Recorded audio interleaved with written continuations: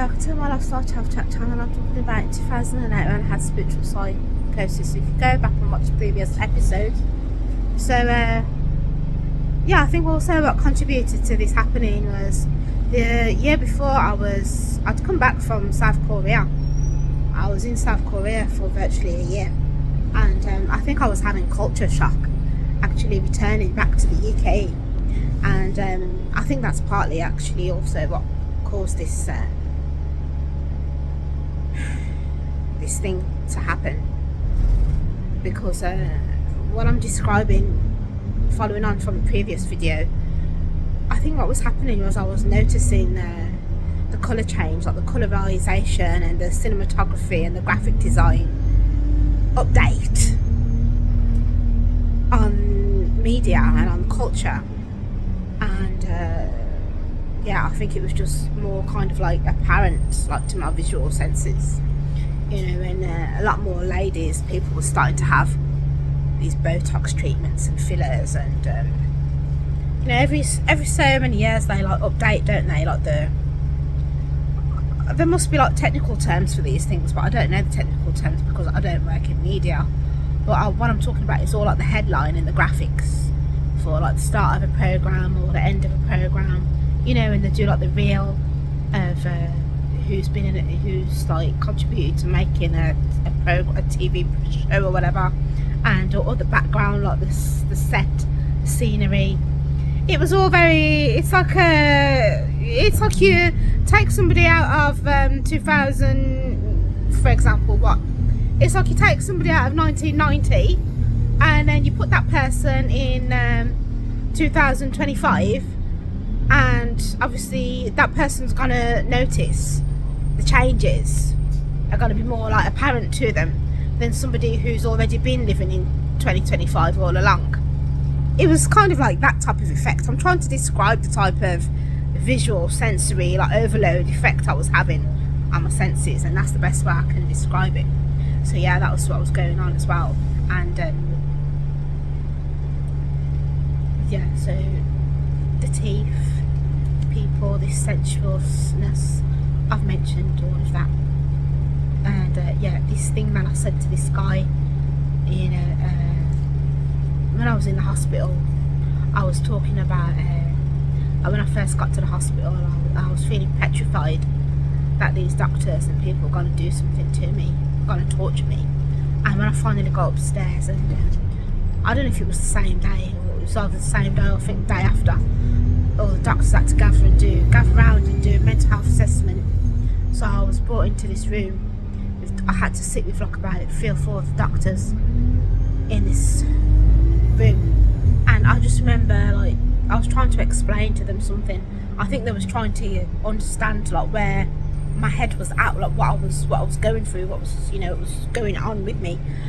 And I just remember they had like these papers with them, and I was looking at the pen on the table, and I was trying to explain something to them, and I remember using the pen as like a metaphor of what I was actually going through. Like I said something, I can't remember exactly what I said, it was so long ago, but it's like I was like using metaphors to describe like my experience.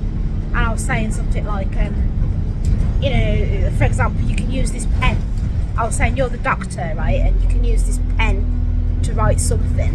And I goes, but similarly, likewise, you could use a knife to say the same thing, you know, and get the same meaning across, but obviously like the meaning would be different. But if you use a pen, or if you use a knife, you can say the same thing, but it's gonna obviously come out in a different, the way you're gonna say it is gonna come out in a different way. Something like, I can't remember exactly what I said, something to them like this. Yeah, I remember this, and the way they was looking at me, it was like, you know, what's she talking about? Like, what is she getting at? So yeah, just this is how I was like thinking, and this is how I was like, the things that I was saying were just a bit offhanded like this, you know, a bit out there like this. So there was that also, and another thing I remember, I'm talking about sort of like the highlights, yeah, of these impressions that I was having, or talking about it now, it's almost like downloads. this kind of like downloading effect that I was having. Thank you very much. So another thing I remember, one time I was in this room and this lady who was working in the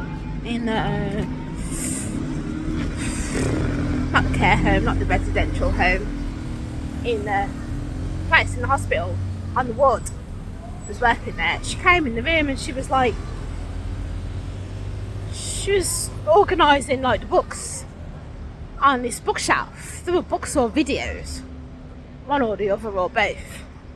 She was like organising them, and I remember like, just really looking at, observing like the books, I think it was videos actually, on the shelf, and the way she was organising them. And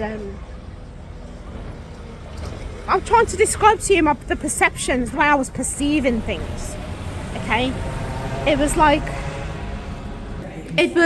as if there was like a perfect order to the way the order that the videos are put in. It's like there was a perfect order to the order that they were put in, like the titles and the visuals.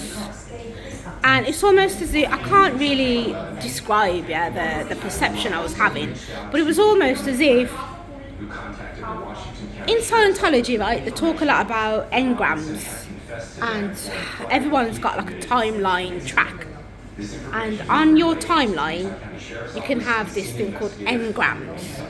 So it's like I was perceiving in the order of the way the videos were along on the counter, like this perfect order. It's as if each video was like an engram of this timeline, chronological order. Or the best way I can describe it, it was as if there was a perfect order, to the videos, on the bookshelf, that was like the order that there was in was like a representation.